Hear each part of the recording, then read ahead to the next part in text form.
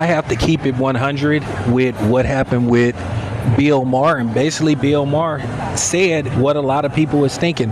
But you have this day and age where you got dudes pandering and they trying to play this role like somebody, held a gun to your head and literally made you stay, and that you were tied up, locked in a dungeon when you could have left whenever you wanted to. Now, make no mistake, I'm going to say this again. I don't think Diddy is a good dude, but I'm saying at the same time, I think Cassie is full of shit, because at the end of the day, she basically, had something to gain. Listen, Cassie did not have any talent whatsoever. She wasn't a good singer, really couldn't dance. She really couldn't do anything. I mean, they have the text messages where she's saying she can't wait to get down.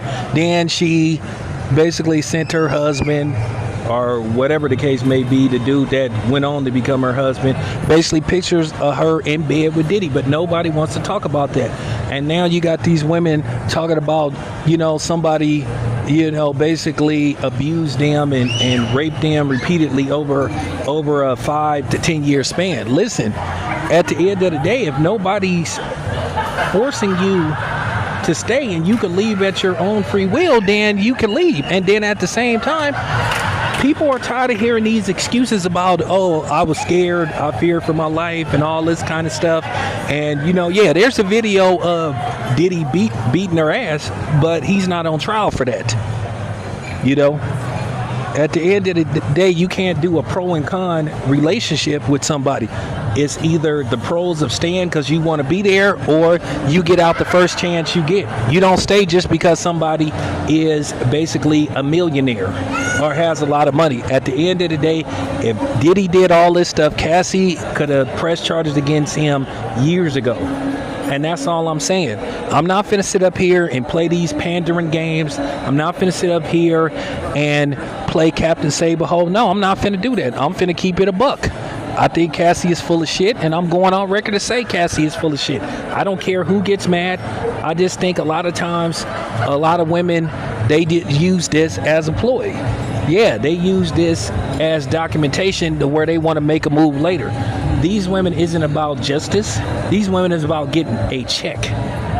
Okay? Cassie could have put Diddy in jail years ago.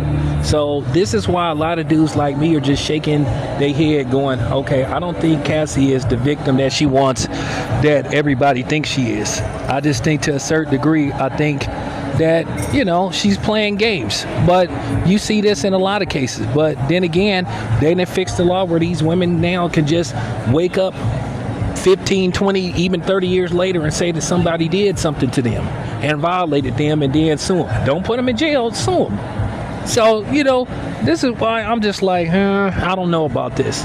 But I'm keeping it a buck. I just had to speak my piece. I'm not worried about backlash. I'm not worried about people getting mad.